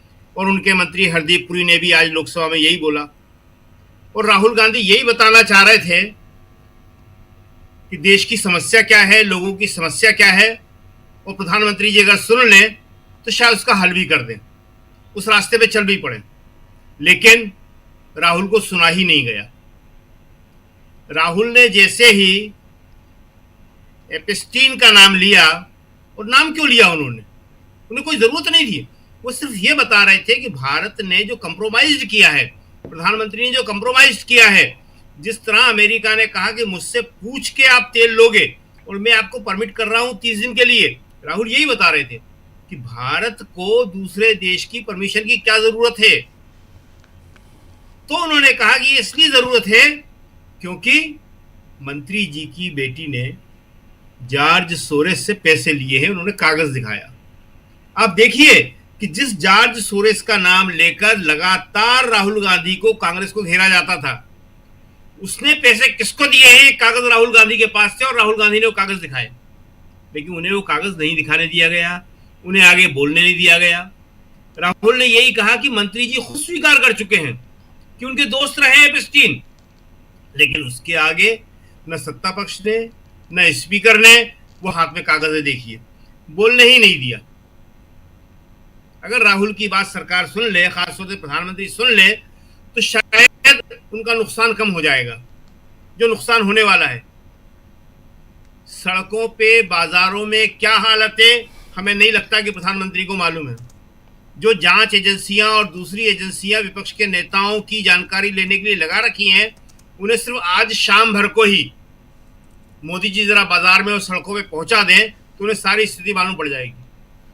बड़े छोटे सारे रेस्टोरेंट बंद हो गए हैं, सड़क के किनारे लगने वाले स्टॉल बंद पड़े हुए हैं, घरों में गैस नहीं है। शकील जी, आपको रोकना चाहूंगा। जॉर्ज सोरोस का आपने नाम लिया। आप याद कीजिए, जॉर्ज सोरोस को नाम लेकर राहुल गांधी परिवार सबको घेरा जाता है। मीडिया में भी हम आप जैसे लोगों को भी घेरने के लिए जॉर्ज सोरोस का पैसा लगा है, यह बताया जाता है। और जब मंत्री जी की बेटी का नाम उसके साथ जुड़ता है तो रोक दिया जाता है राहुल गांधी को। राहुल गांधी हर बार आप देखिए एप्स्टीन लेके आ जाते हैं, नरवणे की किताब लेके चले आते हैं, अब जॉर्ज सोरोस को लेके चले आए, इस बीच जो ईरान में हो रहा है वो हम लोग देख ही रहे हैं, और भी बहुत कुछ है, अदानी का मामला, अमेरिका के साथ कॉम्प्रोमाइज्ड प्रधानमंत्री, ये सारी चीज़ें हैं, और उसमें से बहुत सारी बातें वो पहले से उठा के राहुल गांधी यहाँ रख चुके हैं। ये मामला कहाँ तक आगे बढ़ेगा जरा, ये तो संकट है, बहुत भयंकर संकट है, इस पर भी बात करेंगे हम, तेल वाला, लेकिन जॉर्ज सोरोस वाला मामला राहुल गांधी को नहीं दिखाने दिया सदन के अंदर। ठीक है, राहुल गांधी आपको लगता है कि बाहर के मंचों से चुप बैठेंगे? जब एप्स्टीन का मामला हो या दूसरे मामले हो, राहुल गांधी ने खुलकर बाहर के मंचों पे अपनी बात रखी है, चाहे वो सियासी मंच हो या कोई और मंच हो, जहां भी राहुल गांधी जाते हैं बोलते हैं। ये कितना आगे बढ़ सकता है? राहुल गांधी सोरेस के मामले को बहुत जल्दी लेके आने वाले हैं सामने। उनके पास पूरी की पूरी डिटेल है, डॉक्यूमेंट है, कागज है, और ये शायद सरकार को मालूम है। इसीलिए राहुल गांधी के तत्काल बाद निशिकांत दुबे खड़े हुए हैं और उन्होंने, जॉर्ज सोरोस ने राहुल को पैसा दिया, जॉर्ज सोरोस ने भारत जोड़ो यात्रा को पैसे दिया, कांग्रेस को पैसा दिया, तमाम बातें वो करते रहे। न उन्हें किसी ने रोका, न उन्होंने टोका, और अभी तक जब हमने बोलना शुरू किया था उस वक्त तक निशिकांत दुबे की कोई बात जो है रिकॉर्ड से निकाली नहीं गई है, जबकि राहुल ने जो कहा था उसका आ गया है कि राहुल का एप्स्टीन का नाम लेना, राहुल का मंत्री हरदीप पुरी की बेटी के पैसे लेने की बात, ये सारी की सारी बातें एक्सपंज कर दी गई हैं। मगर निशिकांत दुबे ने जो कहा, लीडर ऑफ प्रोपोगंडा, राहुल को लीडर ऑफ ओशन के बदले खुलेआम वो लीडर ऑफ प्रोपोगंडा लोकसभा में कह रहे थे, लेकिन कहीं किसी ने, सत्ता पक्ष तो खैर करेगा ही नहीं, चेयर की तरफ से भी उन्हें रोकने की कोई कोशिश नहीं की। निशिकांत दुबे रोज एक से एक बढ़ के आरोप लगा रहे हैं, मगर कहीं कोई उनके खिलाफ कार्रवाई करने की बात ही नहीं हो रही है। तो जॉर्ज सोरोस का जो मामला है वो अब रुकने वाला नहीं है। कांग्रेस पर बहुत आरोप लगा दिए, अब कांग्रेस के पास वो सारे रिकॉर्ड हैं, वो डॉक्यूमेंट हैं जो वो लेके आ रहे हैं। तो राहुल आज जो है देश के ऊर्जा संकट को सामने लाने की कोशिश कर रहे थे, और राहुल के अनुसार देश की सबसे बड़ी समस्या आज की तारीख में ये है। उन्होंने कहा तो आज तो शुरुआत है, ये आज की जो हालत है, कल हालत और ज्यादा बिगड़ने वाली है। और ये जो मिडिल क्लास है, जो बहुत मोदी मोदी करता है, ये कितनी जल्दी पलटी मारता है, ये हम लोगों ने 2014 से पहले देख लिया। 2014 से पहले सबसे ज्यादा बेनिफिशियरी था ये मनमोहन सिंह की आर्थिक उदार नीतियों का। सबसे ज्यादा पैसा इसको मिला था, इसकी तनख्वाहें बढ़ी थी, इसने मकान खरीदे थे, इसने गाड़ियां खरीदी थी, इसने इन्वेस्ट किया था, और उसके बाद एक नकली आंदोलन के चक्कर में, अन्ना हजारे के सामने आने पे ये फौरन पलट गया। तो ये मिडिल क्लास आज किस तरह बोल रहा है, हमें लगता नहीं है कि ये मोदी जी को मालूम है। आज हमारी कई लोगों से बात हुई, ये कहना नहीं चाहिए, दोस्त ने सारे, मगर जो समर्थक थे मोदी जी के, समर्थक कहने में कोई नुकसान नहीं है, समर्थक, लेकिन आज देश के मुद्दे पे उनके तेवर और शब्द बदले हुए थे। ये बहुत बड़ी बात है, और इसीलिए राहुल ने आज इस बात को कहा। राहुल आज खास तौर से इस बात को उठाना चाहते थे, और राहुल आज अपनी बात उठाने में सफल रहे। हालांकि उन्हें बोलने से रोक दिया गया, मगर उससे कुछ होने वाला नहीं है जी। बात जो राहुल कहना चाहते थे वो राहुल की बात पहुंच गई है कि इस ऊर्जा संकट के जिम्मेदार हमारे प्रधानमंत्री की कंप्रोमाइज्ड नीतियां हैं। उन्होंने जिस तरह सरेंडर किया है, कंप्रोमाइज्ड किया है ट्रंप के सामने, उसकी वजह से ही ये सारा का सारा संकट पैदा हो रहा है। आज आपने देखा होगा सुबह से सूत्र, भारत के जहाजों को निकलने की अनुमति मिली, एक जहाज को मिली, दूसरे को मिली, तीसरे को मिली। ईरान को सामने आके खंडन करना पड़ा कि नहीं, हमने तो किसी को नहीं दी, फॉर्म स्टेट से। झूठ पे झूठ, झूठ ही झूठ, ये झूठ ही झूठ जो है मोदी सरकार का हमें लगता है सबसे बड़ा दुश्मन बनेगा। जी जी। आज स्थिति क्या है, मोदी सरकार उसको पूरी तरह डिनाई कर रही है। हरदीप पुरी जी सामने बैठे हुए हैं, चेहरा उतरा हुआ है, काफी वहां भी उतरा हुआ था, लेकिन कह रहे थे कोई कमी नहीं है। पूरी सरकार ये कह रही है, भक्त कह रहे हैं, गोदी मीडिया कह रहे हैं, लेकिन वास्तविक स्थिति ये है कि देश में बहुत बड़ा ऊर्जा संकट खड़ा हो गया है। वो सिर्फ गैस का ही नहीं है, वो तेल का भी है, और अगर उससे नहीं निपट पाए तो देश में बहुत भयंकर स्थिति खड़ी हो जाएगी। राहुल उसकी तरफ देश का ध्यान आकर्षित करना चाहते हैं। राहुल उन नेताओं में से नहीं है जो इसका राजनीतिक फायदा उठाएं। वो बताना चाह रहे हैं कि आप इसको हल कीजिए, हमारे जो सुझाव हैं वो आप लीजिए, लेकिन ये समस्या बहुत गंभीर है। जी राजीव जी। जी बिल्कुल बिल्कुल, आप बहुत महत्वपूर्ण बात कर रहे हैं और ऊर्जा संकट की बात और इस पर चर्चा हम लगातार कर रहे हैं। ईरान से हमारे साथी रिजवी साहब जुड़े हुए थे, दोबारा जुड़ते हैं तो मैं उनके पास आऊँगा और ज़रा उनसे ये समझूंगा कि इस हॉर्मुज स्ट्रेट को लेकर आखिर ईरान की सरकार क्या सोच रही है और ख़ासकर ऐसे देशों जैसे भारत जैसे देशों के लिए क्या वहाँ पर चल रहा है। लेकिन आना चाहता हूँ जल्दी से प्रशांत जी आपके पास। प्रशांत जी, कैसे आप देखते हैं यहाँ पर हॉर्मुज के कारण ही जो कुछ भी हुआ है इस युद्ध के कारण, इस जंग के कारण है। जंग में एक पार्ट जो है वो इजराइल और अमेरिका है, दूसरा ईरान है। ईरान भुक्तभोगी है क्योंकि हमला उसके ऊपर किया गया, भुक्तभोगी है ये कहा जाएगा। अब ऐसे में यहाँ दूसरी तरफ भारत है, भारत इंडिया, और इंडिया इसलिए क्योंकि इंडिया की स्ट्रेटेजी अगर सही रहती तो शायद इतना संकट नहीं होता जितने संकट से आज इंडिया गुजर रहा है। ये बात खुल के सरकार बोले ना बोले, लेकिन अंदर खाने ये बात सरकार के लोग ही कह रहे हैं, उन्हीं की जुबानी मैं यहाँ बता रहा हूँ आप तमाम साथियों के बीच। आप भी बात करते हैं प्रशांत जी सरकार के नुमाइंदों से, और आपको भी यही बात बताई जाती है कि जो स्ट्रेटेजी, जो हमारी रणनीति जो है वो सही अगर रहती तो आज ये संकट नहीं होता। और आपने सुन लिया, इनकी जुबानी भी सुन ली आपने। पेट्रोलियम मंत्री जो है हमारे मिनिस्टर, वो कह रहे हैं कोई संकट नहीं है, कहीं कोई लाइन नहीं है, कोई किल्लत नहीं है, सब कुछ बिल्कुल ठीक है। मैं तो अगर कहेंगे तो मैं 10 लोगों को इसी स्टूडियो से यहाँ खड़े करवा दूंगा, सिलेंडर के लिए कितने पैसे देने पड़ रहे हैं और कैसे उनके घर का वो चिंता में है। और दिल्ली की बात कर रहा हूँ मैं, और दूसरे राज्यों की बात नहीं कर रहा हूँ मैं। इसी दिल्ली में जहाँ पर हरदीप सिंह पुरी साहब कह रहे हैं कि कोई संकट नहीं है, मैं इसी राजधानी में, कैपिटल ऑफ इंडिया में, मैं ये बात रख दूंगा, साबित कर दूंगा कि कितनी किल्लत है। और ये तस्वीर जो है ये दिल्ली की ही है, जो तस्वीर दिखा रहा हूं हम चारों के बीच में, ये तस्वीर जो है एक साइड में दिखाई दे रही है, ये दिल्ली की तस्वीर है और ज्यादा दूर की नहीं है प्रशांत जी, आपके घर के पास की ही है। आप जानते हैं वहीं से सिलेंडर लेने आप भी जाते थे, मैं भी जाता था, वहीं की है तस्वीर। तो जरा आपसे समझना चाहता हूं प्रशांत जी कि ये ओवरऑल परिस्थितियां यहां पर ईरान इजराइल, पहले ईरान और अमेरिका पे आइए, फिर हिंदुस्तान पे आइए, क्या दिखाई देती हैं?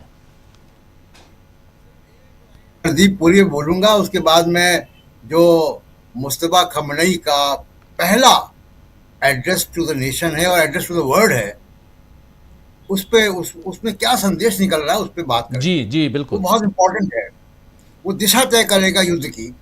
लेकिन आप ये सोचिए राजीव जी कि जो व्यक्ति लाइनों में दिन भर लगा है, चाहे वो लखनऊ हो, चाहे वो अमेठी हो, चाहे वो कहीं और बेंगलोर हो, जिसकी ऑफिस की कैंटीन बंद हो गई है, जिसमें हाई कोर्ट की कैंटीन बंद हो गई, उस वकील के बारे में सोचिए जो टिफिन लेके नहीं गया, या उसको क्लाइंट आया उसको चाय भी नहीं पिला पाया, वो जो पुलिस की लाठी खाया जिसने लाइन में खड़े होके, वहाँ मारपीटें हो रही, कई सारे वीडियो हैं, वो शाम को लौटता है और टीवी पे हरदीप पुरी को और गोदी मीडिया के एंकरों को देखता है कि गैस की तो कोई किल्लत ही नहीं है।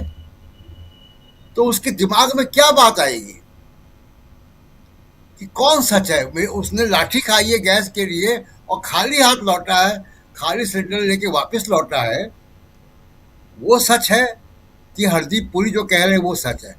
तो इतना बड़ा अगर आप झूठ बोलेंगे तो जाहिर सी बात है कि ये मीडिया और ये सरकार दोनों अपनी क्रेडिबिलिटी का नुकसान कर रहे हैं, जनता के प्रति गिर रहे हैं। इसमें तमाम वो लोग होंगे जो लाइनों में लगे जिन्होंने बीजेपी को वोट दिया होगा, बड़ी संख्या में वैसे लोग भी होंगे, और वो लौटेंगे खाली सिलेंडर लेके, घर वालों का ताना सुनेंगे कि खाली हाथ आए हो, और हरदीप पुरी कह रहे हैं कि सिलेंडर की तो कोई किल्लत नहीं है। क्या ये जो आज बयान आया है, देखिए पहला बयान है, दो बातें बड़ी स्पष्ट हैं उसमें मुस्तफा खमनई जी के बयान पे। कि एक कि वो कंप्लीट कमांड में है, वो कंप्लीट कमांड में है और उन्होंने राष्ट्र के नाम संदेश दिया है। एक बात। दूसरी बहुत महत्वपूर्ण बात है, उन्होंने कई सारी डिमांड रखी हैं। उन्होंने अमेरिका से कहा है कि ये सैनिक अड्डे बंद करो। हरमोस पे उन्होंने बयान दिया है कि बंद होना चाहिए, मतलब वो बंद करें बंद वहां का जारी रखें, कंटिन्यू करेंगे। तो ये दो बयान बहुत इंपॉर्टेंट है, क्योंकि हरमोस की वजह से पूरे दुनिया की अर्थव्यवस्था हिली हुई है। आज फिर ब्रेंट क्रूड ऑयल $100 पहुंच गया। रुपया $92 जो है 92 रुपया के बराबर फिर से हो गया। स्टॉक मार्केट लगातार गिर रहा है और पूरी दुनिया के स्टॉक मार्केट गिर रहे हैं। तो इसके मायने क्या हैं? देखिए, अमेरिका की जो कॉस्ट है, कॉस्ट ऑफ वॉर, मैं पहले 6 दिन की बता रहा हूं, क्योंकि ये जो इसका एस्टिमेशन बड़ा मुश्किल होता है और बहुत रिलायबल सोर्सेस से इसको तलाशना पड़ता है। $11 बिलियन के नुकसान अब तक अमेरिका को हो चुका है, छठे दिन ही। जी। $2 बिलियन पर डे खर्च हो रहा है। ये जो बयान उन्होंने दिया कि बंद करें अपने सैनिक अड्डे, उसके बारे में दो बातें कहना चाहता हूं। एक, देखिए, उन्होंने एक थार्ड यूएई में और जॉर्डन में उनका थार्ड रडार सिस्टम था अमेरिका का, जिससे वो मिसाइलों को ट्रैक कर रहे थे। उसको ईरान ध्वस्त कर चुका है। उसके बाद अर्ली वार्निंग रडार जो कतर में था, उसको ध्वस्त कर दिया। ये दो रडार सिस्टम ध्वस्त करने के बाद से अमेरिकन जो फौजें हैं उनके अड्डों की क्षमता बड़ी कम हो गई। और एक बहुत इंपॉर्टेंट बात, राजीव जी, जो अब मिडिल ईस्ट में हो रही, जो मैंने सुनी, कि तमाम जो अमेरिका के, इजराइल के जो मित्र देश हैं, यूएई है, चाहे वो कतर है, चाहे वो कुवैत है, चाहे वो बहरीन है, ये सारे कंट्रीज में अब ये बात हो रही है कि जो सैनिक अड्डे लगे हैं अमेरिका के, ये सैनिक अड्डे इजराइल में जाने वाली मिसाइलों को तो रोकते हैं ईरान की, लेकिन वो जो मिसाइलें उनके पास, उनकी तरफ आती, उसको नहीं रोक पाते हो। यानी उनकी जमीन पे सैनिक अड्डे लगाए गए, जिसकी वजह से उनको निशाना बन रहा है ईरान का, लेकिन वो प्रोटेक्शन इजराइल का कर रहे हैं, वो अमेरिका के जो पिछड़ू देश हैं इनका प्रोटेक्शन नहीं कर रहे हैं। ये बात वहां पे अब चर्चा होने लगी है कि इसका मतलब क्या है। ये सैनिक अड्डे इजराइल के लिए लगाए गए उनकी जमीन पे, उनके देश के शॉपिंग मॉल, उनके देश के ऑयल रिफाइनरीज को वो प्रोटेक्ट नहीं कर रहे हैं। 17 सैनिक अड्डों पे हिट हुए हैं, ईरान ने हिट किया है। तो इस वक्त ईरान जो है वो जंग को कंट्रोल कर रहा है, ऑयल की प्राइसेस को कंट्रोल कर रहा है और पूरे इस्लामिक वर्ल्ड में सबसे ताकतवर देश होके उभरा है। पाकिस्तान के पास जरूर एटम बम है, उनके पास घोषित रूप से एटम बम नहीं है ईरान के पास, लेकिन सबसे ताकतवर होकर उभरा। तो दुनिया की सबसे ताकतवर और सबसे खतरनाक दो देशों से लड़ रहा अकेले और सरेंडर नहीं कर रहा है। तो इसका बड़ा भारी इम्पैक्ट पूरे इस्लामिक वर्ल्ड में और पूरी दुनिया में जा रहा है। इसीलिए आप देखिए कि यूरोप जो है वो शांत है। भारत की नीति पे एक बात कहूंगा, फिर सेकेंड राउंड में आऊंगा तो लंबी बात करूंगा उस पर। देखिए, हरमोस पिछले युद्ध में भी आपको याद होगा कि आखिरी सप्ताह में बंद हो गया था जी। तो सबको मालूम था, किसी स्कूल के बच्चे को ही मालूम रहा होगा कि ईरान अगर ये युद्ध बढ़ेगा तो हरमोस ईरान बंद करेगा। तो आपने ईरान से संबंध इतने क्यों खराब किए कि आपको झूठी खबरें चलवानी पड़ रही हैं? सूत्र ये बता रहे हैं, सूत्र वो बता रहे हैं, 1 घंटे बाद सूत्र कुछ और बता देते हैं, दूसरे घंटे में सूत्र कुछ और बता देते हैं। तो ये दर्शाता है कि विदेश नीति के फ्रंट पे खाली हो चुका है मामला, एकदम कुछ है ही नहीं, कोई सोच ही नहीं है। जी राजीव जी बिल्कुल। बिल्कुल आप सही कह रहे हैं, विदेश नीति के फ्रंट पे किस ढंग से खाली हो चुका है। प्रफुल्ल कोलखियान जी, आपके पास आना चाहता हूं, कैसे आप यहां पहले ईरान और अमेरिका के जो अभी जो और देखिए ईरान की बात और अमेरिका की बात, दोनों की बातों को देखिए, दोनों के जो टॉप लीडर्स हैं उनकी बातों को देखिए। और ये रिजवी साहब सही कह रहे थे कि 5वीं क्लास के बच्चे को ले लो, चाहे अब सुप्रीम लीडर तक ले लो, सबकी एक ही बात है। लेकिन अमेरिका में सबकी बातें जो हैं अलग अलग हैं और सबको मिला के आप खिचड़ी बना दीजिए, कुछ समझ में नहीं आएगा। यहाँ तक कि एजेंसियाँ अब FBI CIA टाइप की एजेंसियां अगर कह रही हैं कि ईरान हमला कर सकता है, इसमें घाटा हो रहा है, वहाँ की जनता नाराज़ दिखाई दे रही है डोनाल्ड ट्रंप से, तो परिस्थितियाँ दूसरी है। ज़रा ऐसे में अमेरिका के लिए यहाँ क्या कुछ दिखाई देता है इस जंग में ईरान में? सभी को नमस्कार। देखिए, अमेरिका ने तो इसको शुरू किया ही था जिस समय में उसका यही कंसेप्ट था कि वो रिजिम चेंज करना चाहता है। रिजिम चेंज क्यों करना चाहता है? क्योंकि उसको ऑयल पर कब्जा चाहिए, तेल पर कब्जा चाहिए। और बहुत जल्दी ही समझ में आ गया कि मिसकैलकुलेशन हुआ, असल में गलत इनपुट के कारण या क्रिएटेड इनपुट के कारण। आपको हमारे दर्शक लोगों को मालूम है, श्रोताओं को मालूम है कि एक कंसेप्ट होता है, इसको बोलते हैं मैन्युफैक्चरिंग ऑफ कंसेंट, सहमतियों का उत्पादन। ये हम लोग सब सहमत हो गए, ऐसा वातावरण बना दिया गया रिलेटिव्स के मामले से। तो कन्फ्यूजन जिसको बोलते हैं कि मैन्युफैक्चरिंग ऑफ इंटेलिजेंस इनपुट भी आजकल हो रहा है। तो गलत सूचनाएं अगर दी जा रही है, गलत प्रकार की आसूचनाएं अगर है, इनपुट्स हैं, तो उसके गलत नतीजे होंगे। और ऐसे समय में जब अनावश्यक रूप से युद्ध को शुरू कर दिया गया, यह युद्ध तो लगभग अमेरिका भी इस बात को शायद मान ही रहा था। ओमान में जब संधि हो रही थी कि हाँ सहमति की स्थिति बन गई थी बहुत हद तक, लेकिन अचानक इजराइल ने युद्ध छेड़ दिया। और अब जो स्थिति है, देखिए हमारे जो सुप्रीम लीडर हैं उनके ईरान में, इन्होंने जो अपना अपील किया है वह अवामी भी है और आलमी भी है। वह वैश्विक स्तर पर भी एक संदर्भ उसका है और अपने राष्ट्रीय स्तर पर भी उसका एक संदर्भ है। वो सीधा सीधे ये कह रहे हैं, 2-3 उनकी मांगे हैं। ये लड़ाई अब जाकर के मुझे लग रहा है बयान की जहां तक बात है कि स्ट्रेटेजिकल एम्बिग्यूटी जो अमेरिका ने जिसको अपना बना लिया था आधार, स्ट्रेटेजिकल एम्बिग्यूटी को ईरान ने उसको सीधा सीधा अपना इस्लामिक क्लैरिटी पर उसको ले जाके टिका दिया है कि हमको जो कहना है साफ साफ कहेंगे और उसमें कोई दुविधा नहीं रहेगी, तो अच्छी बात नहीं रहेगी।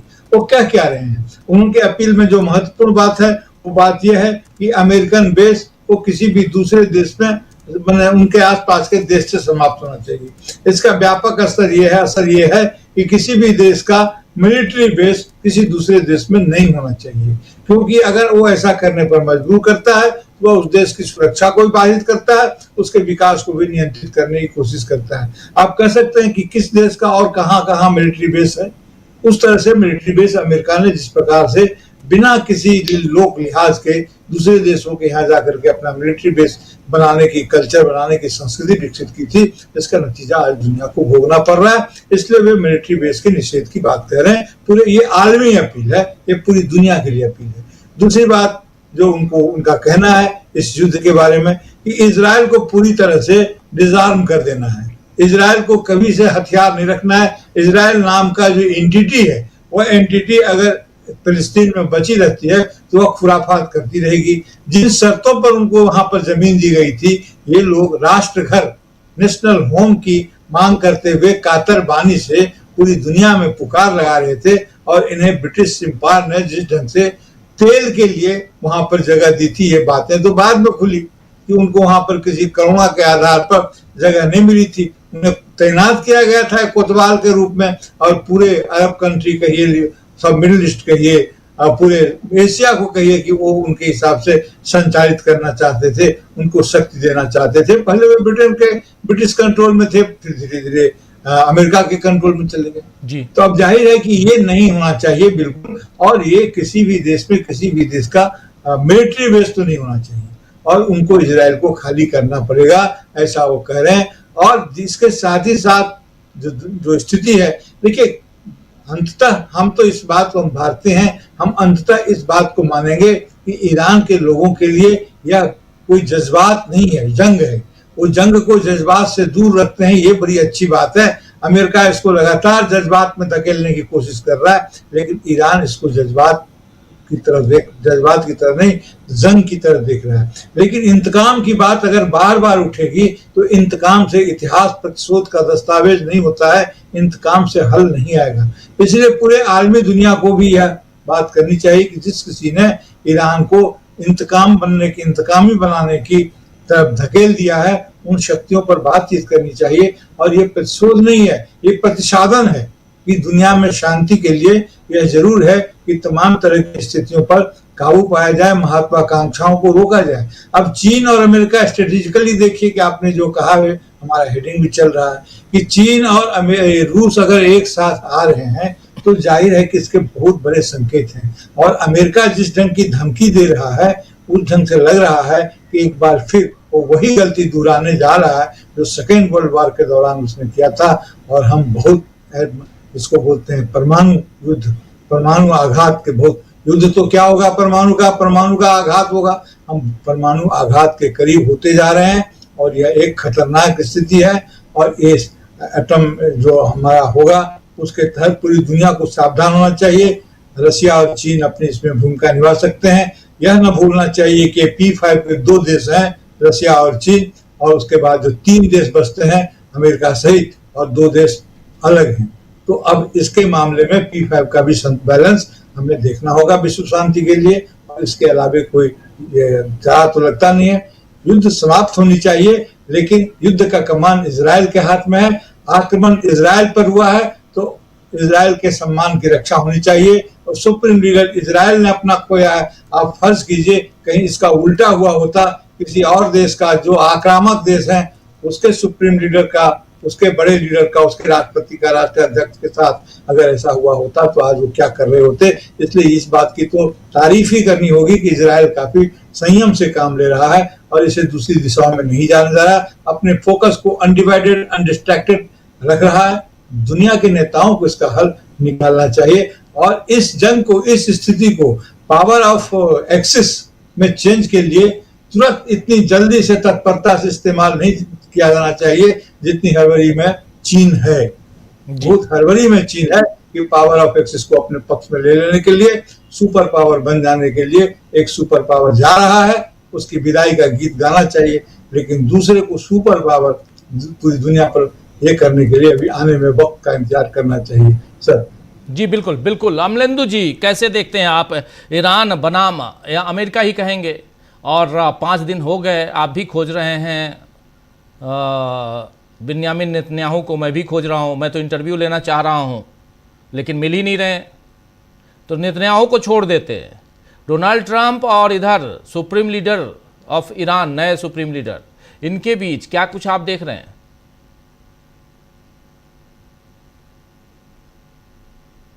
अनम्यूट कीजिए, अनम्यूट कीजिए।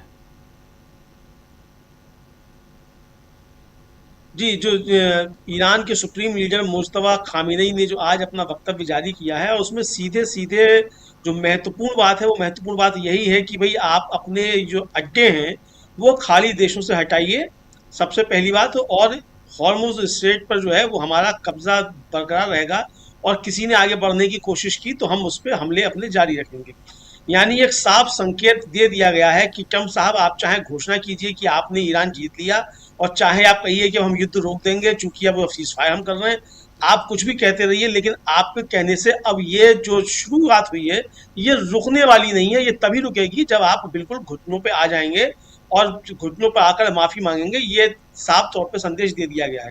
राजीव जी, जैसा कि सुबह जो था डॉक्टर मसूद पेजेश्कियन जो वहाँ के राष्ट्रपति हैं, उन्होंने ट्वीट करके कहा था कि भाई उन्होंने पाकिस्तान और रूस के राष्ट्राध्यक्षों के साथ बातचीत की है और स्पष्ट कर दिया है कि उन्होंने 3 मांगे रखी हैं कि जब तक ये नहीं मांगी जाएंगी तब तक कोई वार्ता का तो कोई सवाल ही नहीं है और ये 3 बातें माननी पड़ेंगी। वो बातें भी साफ थी कि ईरान को हर्जाना देना पड़ेगा अमेरिका को, यानी अमेरिका हर्जाना दे, महत्वपूर्ण बात उसमें ये थी, और आप आगे से नहीं करेंगे या आप रिटन में गारंटी देंगे। तो ये राजीव जी उसका ही विस्तार जो है आज वो मुस्तफा खामेनी का जो वक्तव्य आया उसमें एक तरीके से साफ तौर पर दे दिया गया है।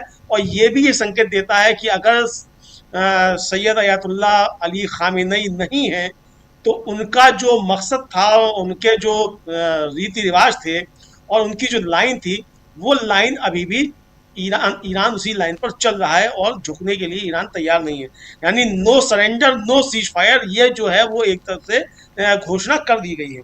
साथ साथ जो कि जैसे मसूद पेजेशकिन ने भी पहले कहा कि भाई हमने अपने मित्र राष्ट्र जो हैं, पड़ोसी हैं, उनसे कहा है कि भाई हम आपके ऊपर हमले नहीं करेंगे, लेकिन आपके यहाँ अगर अमेरिकी अड्डे हैं तो जाहिर सी बात है कि हमको हमला करना पड़ेगा, और वो नहीं लगातार जारी रहे। तो ये भी संदेश वहां से दे दिया गया है कि ये जारी रहेंगे। लेकिन इसके साथ साथ राजीव जी बहुत सी चीजें अब दुनिया में हो रही हैं।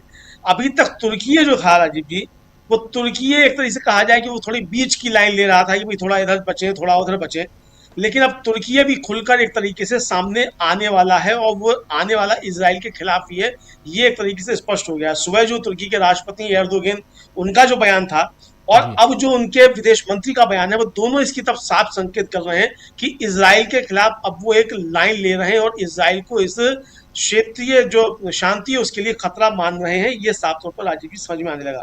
तो बहुत सारी चीजें चल रही हैं।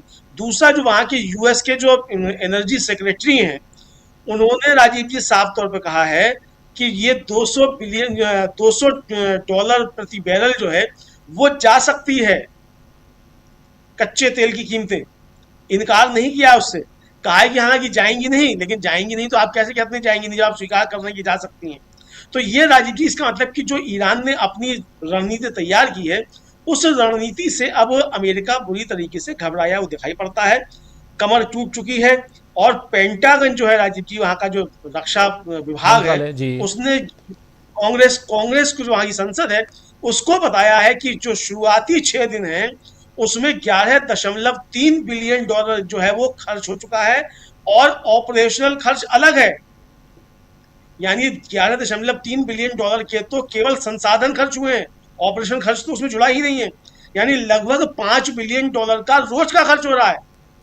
और ये युद्ध राजीव जी अगर मान लीजिए 1 महीना खिंच गया तो अमेरिका की तो अर्थव्यवस्था वैसी खत्म हो जाएगी। जो मेक अमेरिका ग्रेट अगेन है, घुटनों पे आ जाएंगे ट्रंप साहब। डॉलर की हेजेमनी के लिए जो सब कर रहे हैं, पूरी दुनिया में तमाशे करते फिर रहे हैं, वो डॉलर कहाँ टिकेगा राजीव जी? फिर ऐसा ना हो जाए मोदी जी की बातें सही हो जाए कि डॉलर जो है वो $80 का $1 हो जाए। अभी तो 92 रुपए का $1 है। तो ये परिस्थितियां पैदा हो सकती हैं। तो ट्रंप साहब ने लेकर कहाँ फंसा दिया है अपने देश को, ये ट्रंप साहब को सोचना है राजीव जी। ठीक है, ट्रंप साहब को अगला चुनाव नहीं लड़ना है, मोदी जी तो बेचारे यहाँ काम करते हैं 18 घंटे, तो मोदी जी को चुनाव लड़ना है अगला, लेकिन ट्रंप साहब को चलिए अगला चुनाव नहीं लड़ना है, लेकिन उनकी पार्टी को तो चुनाव लड़ना है। तो बहुत मुसीबत में एक तरीके से कहा जाए ले जाकर फंसा दिया है। और नेतन्याहू साहब नहीं मिल रहे हैं, कहाँ हैं अब राजीव जी? उनका इंटरव्यू लेने के लिए हो सकता है हम लोगों को जो है कई साल इंतजार करना पड़े और कहीं और जाकर करना पड़े इंटरव्यू उनका, तो अलग मसला है। पता नहीं कहाँ है, कहानी ये मालूम नहीं पड़ रहे हैं। लेकिन बहुत चीजें राजीव जी एकदम स्पष्ट हो चुकी हैं कि मतलब ये स्थितियां जो हैं ये अब वहां से उनके निकलती चली जा रही हैं। इधर जो अली लारीजानी है, वहां की जो सुप्रीम कमांडर एक तरह से कही है उनको, जो नेशनल काउंसिल सिक्योरिटी काउंसिल है, उन्होंने ट्रंप को एक बड़ा करारा जवाब दिया है राजीव जी। ट्रंप ने धमकी दी थी कि वॉशिंगटन ने अगर मतलब हमने जो है वो उनके जो एनर्जी इंफ्रास्ट्रक्चर है उस पर हमले नहीं किया, वरना पूरा ईरान जो है अंधेरे में हो जाता। तो उस पर लारीजानी ने एक्स पर लिखा है कि बिल्कुल ट्रंप साहब आप सही कह रहे हैं कि आपने नहीं किया हमला, अंधेरे में हो जाता, लेकिन आप ऐसी गलती कर लीजिए, हम तो आपका स्वागत करते हैं, क्योंकि आप जब हमारे एनर्जी इस पर हमला करेंगे तो आधे घंटे में पूरा मध्य पूर्व जो है वो अंधेरे में डूब जाएगा, और हम उस अंधेरे का इंतजार कर रहे हैं, क्योंकि तब आपके सैनिकों की पिटाई करने में हमको बड़ा मजा आएगा। मतलब एक तरीके से उन्होंने साफ तौर पर कहा है। तो ट्रंप साहब राजीव जी कुछ भी बड़बड़ाते रहते हैं, कुछ भी बोल देते हैं, पता नहीं यहाँ जो चीजें मिलती हैं हरी हरी राजीव जी भारत में उसका सेवन करते हैं या क्या करते हैं, पता नहीं क्या करते हैं, लेकिन वो बहरहाल फंसाते चले जा रहे हैं अमेरिका को बुरी तरीके से। ये राजीव जी समझ में आ रहा है फिलहाल। जी जी जी, चलिए ट्रंप साहब कैसे फंसे हुए हैं, अपने देश को मेक अमेरिका ग्रेट अगेन की जगह घुटने पर आए, ट्रंप अगेन कहीं ना चलने लगे। लेकिन यहाँ एक बहुत महत्वपूर्ण बात हिंदुस्तान में, और उस पर थोड़ा सा आना ज़रूरी है, और हिंदुस्तान फिर लौटते हैं ज़रा शकील जी आपके पास। अब ज़रा तेल की किल्लत पे बताइए शकील जी। आज सुबह से, अभी आप कह रहे थे कि सुबह से खबर चल रही थी कि हॉर्मुज स्ट्रेट को, हॉर्मुज जल डमरू मार्ग को इसको भारत के लिए खोल दिया गया, ये खबर चल रही थी। विदेश मंत्रालय के प्रवक्ता रणधीर जायसवाल जी से पूछा गया कि क्या ईरान ने भारत जाने वाले जहाज़ों को इजाज़त दे दी है, तो उनका जवाब सुनिए क्या है। पिछले कुछ दिनों में विदेश मंत्री और ईरान के विदेश मंत्री के बीच 3 बार बातचीत हुई।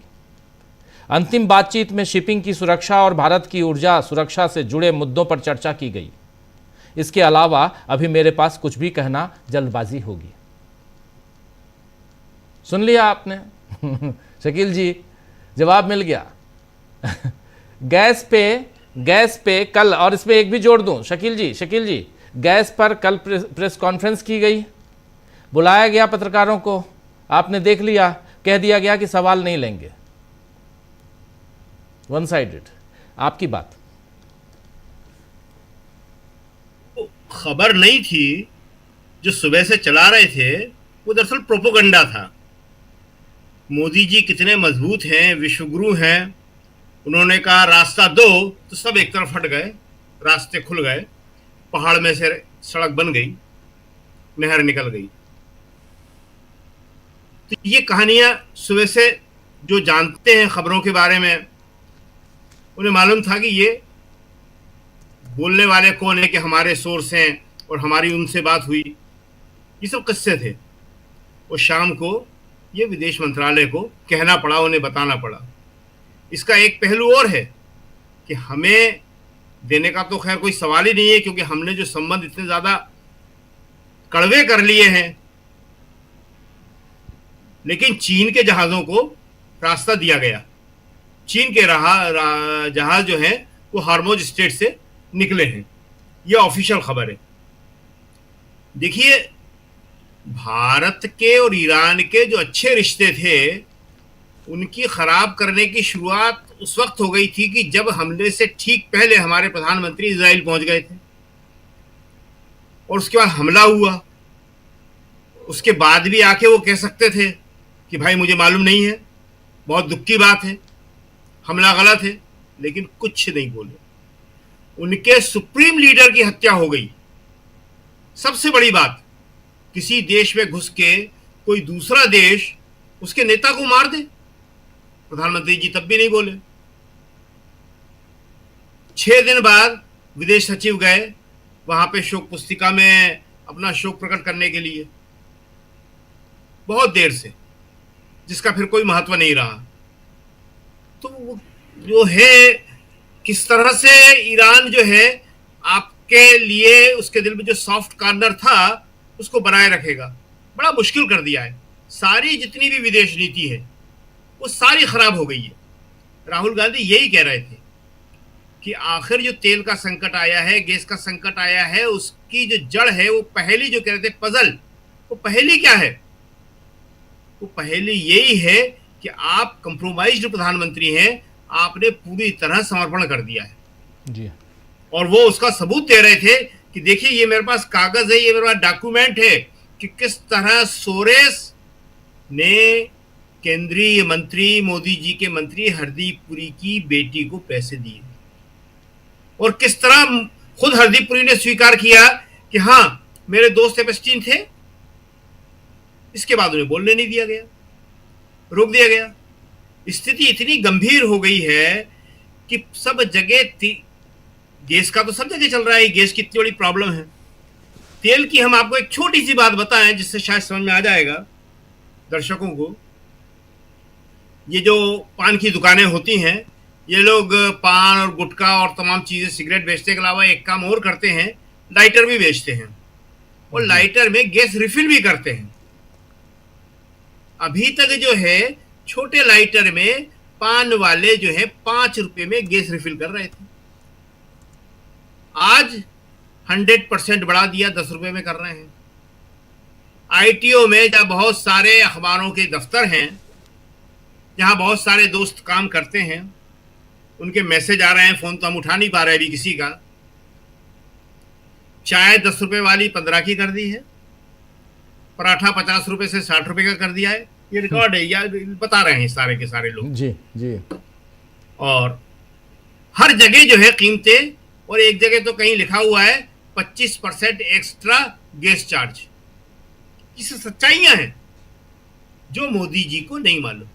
हमने कहा ना कि मोदी जी, जो जांच एजेंसियां हैं, जो इन्वेस्टिगेशन एजेंसियां हैं, जो दूसरी तमाम संस्थाएं होती हैं जो सरकार के लिए काम करती हैं, हमेशा से करती हैं, वो उन्हें जरा आज बाजार में कुछ घंटे के लिए ही पहुंचा दें, सड़कों में पहुंचा दें, जरा उनके चीफ से बात करके देख ले क्या हालत क्या है।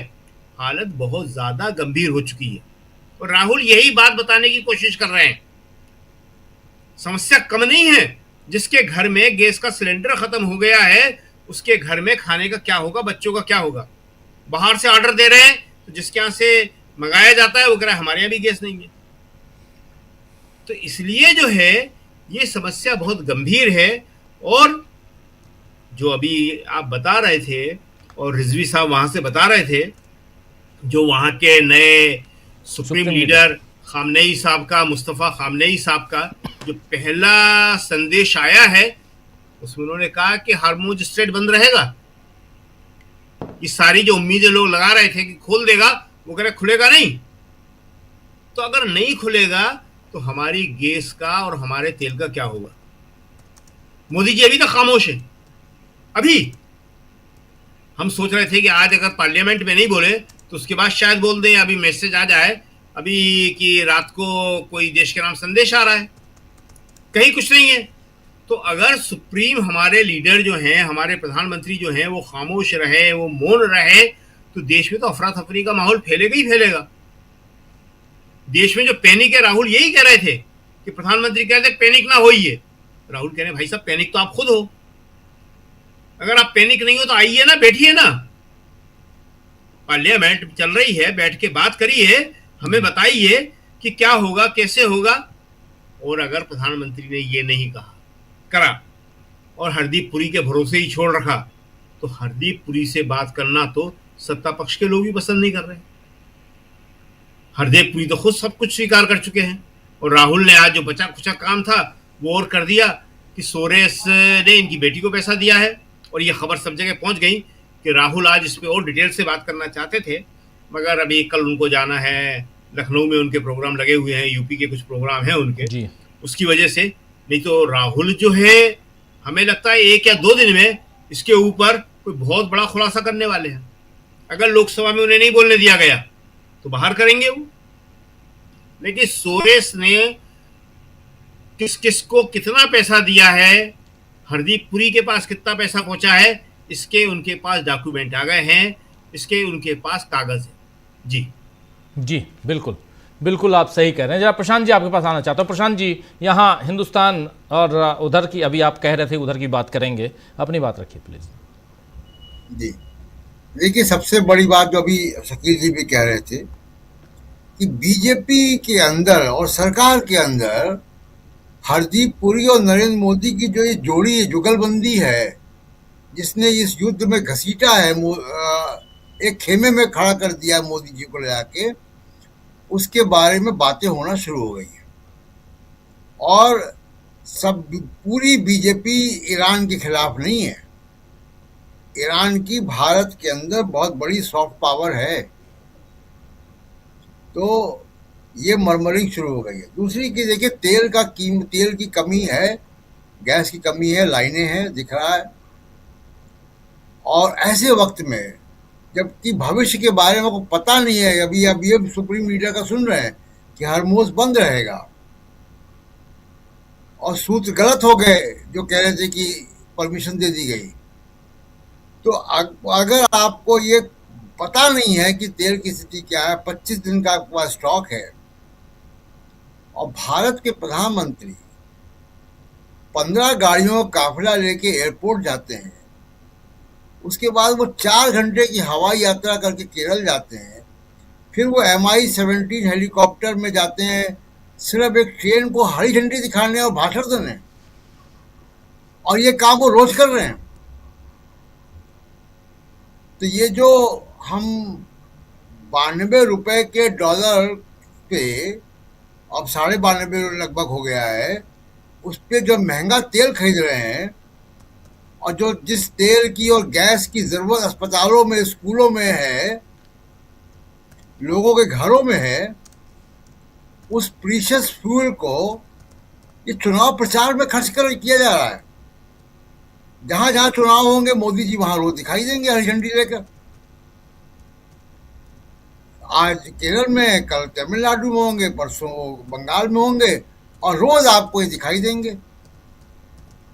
तो ये तो इनका स्थिति है।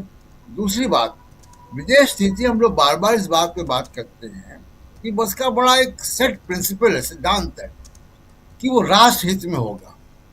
तो कौन सा राष्ट्र हित मोदी जी ने साधा है बताइए? आपने एनर्जी सिक्योरिटी को फिक्स नहीं किया, अपनी स्टेटेड पोजीशन जो है आपने खराब कर दी। उन देशों के साथ खड़े हुए आप, जो देश आपके साथ नहीं खड़े हुए पहलगाम के मामले पे और ऑपरेशन सिंदूर के मामले में, आप उन देशों के राष्ट्राध्यक्षों को फोन कर रहे हो, माई ब्रदर करके आप लिख रहे हो। और अभी रिजवी साहब बता रहे थे कि बलि का बकरा ट्रम्प ढूंढेंगे। तो ट्रम्प का बलि का बकरा कौन होगा ये हमको 4-5 दिन में दिखाई दे जाएगा,